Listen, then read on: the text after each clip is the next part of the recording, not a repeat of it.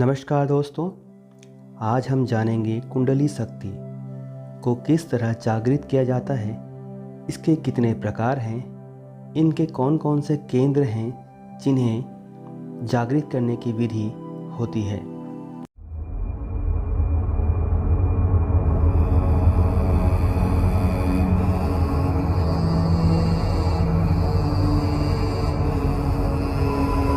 कुंडली ध्यान के अनुसार जीवन ऊर्जा आपकी रीढ़ यानी कि मूल चक्र के आधार पर सांप की तरह कुंडलित होती है और इसी कारण इसका नाम कुंडलिनी पड़ा है।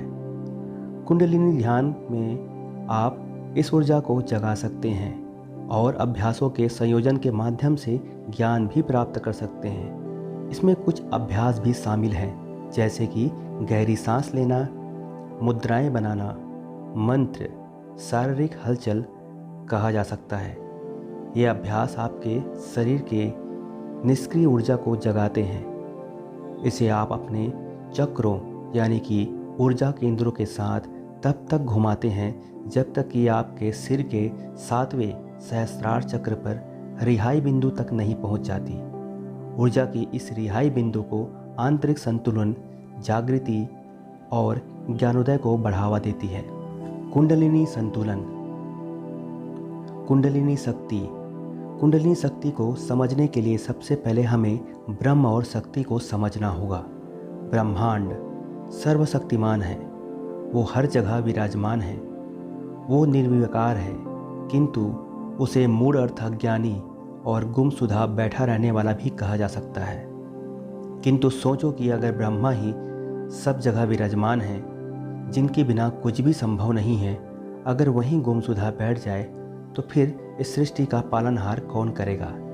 इसलिए ब्रह्मा को जगाने की आवश्यकता होती है।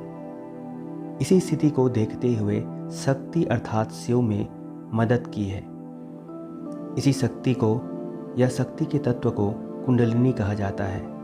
यह शक्ति ब्रह्मा को कार्य करने के लिए ऊर्जावान बनाकर कार्यशील बनाती है।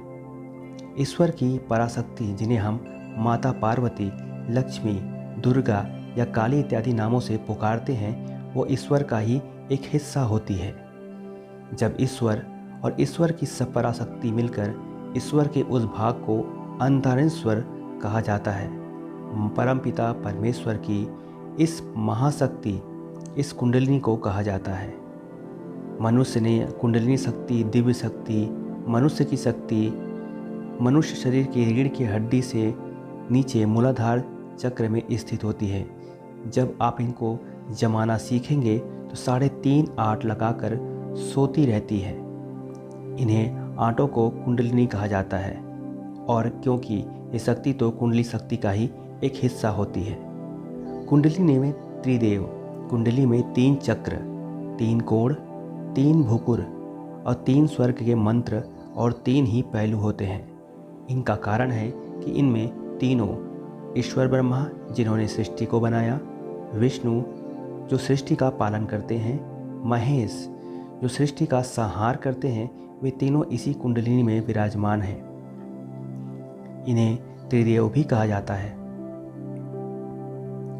कुंडलिनी में प्राणवायु, क्योंकि कुंडलिनी शक्ति का ऊर्जा शरीर के हर हिस्से में विराजमान होती है, इसलिए इस शरीर की 5 वायु को भी नियंत्रित करती है। इन्हीं 5 वायु के वजह से मानव की शरीर की संरचना हुई है, जो मानव शरीर को पकड़े हुए आकार दे पाता है। ये 5 वायु कुछ इस प्रकार से हैं। अपान शरीर के निचले हिस्से में स्थित है और ये हमेशा नीचे की तरफ अग्रसर होती रहती है। दूसरा है समान, यह मानव धड़ की तरह ही रहती है और खाने की चीज़ों को अपने साथ कार्य करती है। तीसरा है व्यान मानव हृदय में रहती है और वहाँ से खून के साथ मिलकर संपूर्ण शरीर में प्रसारित करती है। उदान, यह मनुष्य मरता है तो वह उस वक्त तक आत्मा को ऊपर की तरफ लेकर जाती है। ये 5 वायु मिलकर कुंडली शक्ति को नियंत्रित करती है, शरीर को कार्यवत बनाकर रखती है। इसलिए कुंडली शक्ति को चैतन्य भी कहा जाता है, क्योंकि ये शरीर की चेतना को बनाए रखती है। इसके 2 ही तरीके होते हैं, साधना और शक्तिपात। साधना, अगर आप साधना के जरिए अपनी कुंडलिनी शक्ति को जागृत करना चाहते हैं तो उसके लिए आपको योग के मार्ग पर अनुसरण करते हुए कर्म योग, भक्ति योग, हठ योग और गुरु कृपा योग के द्वारा साधना करना होता है। साथ ही आपको प्राणायाम, यौगिक क्रियाओं और ब्रह्मचर्य का पालन भी करना होता है। इन सभी नियमों के पालन के अलावा आप में अनुशासन, धैर्य और सहनशीलता का होना भी बहुत आवश्यक है। शक्तिपात, यह एक योग है जिसके जरिए एक व्यक्ति के द्वारा दूसरे व्यक्ति को आध्यात्मिक शक्ति दी जाती है। सीधे शब्दों में कहें तो एक गुरु अपने शिष्य को अपनी आध्यात्मिक शक्ति देकर उसकी कुंडलिनी शक्ति के जागरण से सहायक होता है। शक्ति के शिष्य तक पहुंचने के लिए गुरु कुछ मंत्रों या कुछ पवित्र शब्दों का इस्तेमाल करता है। यह इस दौरान आपके नेत्रों को बंद रखता है और शिष्य को स्पर्श कर उसकी आज्ञा चक्र में अपनी शक्ति को डालता है। इस तरह गुरु अपने योग्य शिष्य पर अपनी कृपा दिखाता है। गुरु द्वारा दी गई इस शक्ति का प्रयोग करके शिष्य अपनी आसानी से अपनी कुंडलिनी शक्ति को जागृत करने में सफल हो पाता है। कुंडलिनी शक्ति का जागरण मात्र आध्यात्मिक प्रगति से ही संभव है। इसके सरल और सही मार्ग है साधना। तो आप साधना के जरिए ही अपने कुंडलिनी शक्ति को जागृत करके इसके लिए आप साधना के 6 मूल रूप तत्वों की जरूर ध्यान में रखें। इन 6 तत्व आपके मार्ग को सरल बनाते हैं, किंतु जब गुरु द्वारा शक्तिपात किया जाता है तो इसके शिष्य के पास एकदम ही अचानक आध्यात्मिक शक्ति आ जाती है और वो इस आनंदमय अनुभव को जीने लगता है। इसके अलावा जब उसे सिर्फ गुणात्मक और संख्यात्मक स्तर से इजाफा कर उसे कुंडलिनी शक्ति को जागृत करने की दिशा में अग्रसर होना ही होता है, इसके साधक का विश्वास भी मजबूत होता है। कहा जाता है कि अगर कोई साधक भक्ति मार्ग के जरिए अपनी कुंडली शक्ति को जागृत करता है तो उसका भाव जागृत होता है, और यदि वो ज्ञान मार्ग से कुंडलिनी शक्ति को जागृत करता है तो उससे वो दिव्य ज्ञान की अनुभूति होती है। कुंडलिनी शक्ति को जागृत करने के लिए एक खास मंत्र है, ओम ह्रीम मम प्राणदेह रोम प्रतिरोम चैतन्य जाग्रय ह्रीम ओम नमः। कुंडलिनी शक्ति की साबर मंत्र विधि है। इस मंत्र का जाप करने के लिए आप किसी भी माला का इस्तेमाल कर सकते हैं। बेहतर होगा सिद्ध रुद्राक्ष की माला का इस्तेमाल करें। इस मंत्र का 108 बार या 1008 बार जप किया जा सकता है। मंत्र का दिन है, इस मंत्र को आप कभी भी दिन 108 बार या 1008 बार जाप कर सकते हैं। आसन आपने मन से कोई भी ले सकते हैं। दिशा उत्तर या पूर्व की तरफ मुख करके जब आपको करना चाहिए। कुंडलिनी योग में इस्तेमाल किए जाने वाले कुछ आम मंत्र। अगर आप कुंडली जागरण साधना करना चाहते हैं तो इसके लिए हर चक्रों के अलग अलग मंत्र हैं जिन्हें मैं आपको बताने की कोशिश कर रहा हूँ। मूलाधार चक्र, हमेशा कुंडली जागरण नीचे के चक्रों से ऊपर की ओर जाने की क्रिया होती है। सबसे नीचे में आता है मूलाधार चक्र। ओम लम परम तत्वाय गम ओम फट।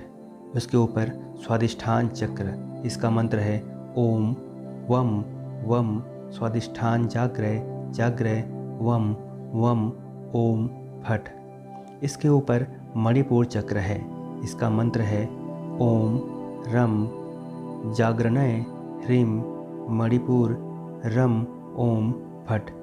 थोड़ा सा ऊपर और जाने पर आपको अनाहत चक्र मिलेगा, जिसे हम हृदय चक्र भी कहते हैं। इसका मंत्र है ओम यम अनाहत जाग्रय जाग्रय श्रीम ओम फट। फिर थोड़ा सा ऊपर जाएंगे तो आपको मिलेगी विशुद्धि चक्र। इसका मंत्र है ओम एम ह्रीम श्रीम विशुद्ध है फट। फिर थोड़ा ऊपर जाएंगे आपको मिलेगा आज्ञा चक्र। ओम हम छम चक्र जागरणाय कालिकाय फट। फिर सबसे लास्ट में सहस्त्रार चक्र। ओम ह्रीम सहस्त्रार चक्र जाग्रय जाग्रय एम फट। आप इन मंत्रों को जोर जोर से उच्चारित कर सकते हैं या मन में ही दोहरा सकते हैं, जो आपको देगी एक बेहतर उपाय। आपको मंत्र जाप से शरीर के आंतरिक 6 चक्र को जागृत करने में सहायता मिलेगी।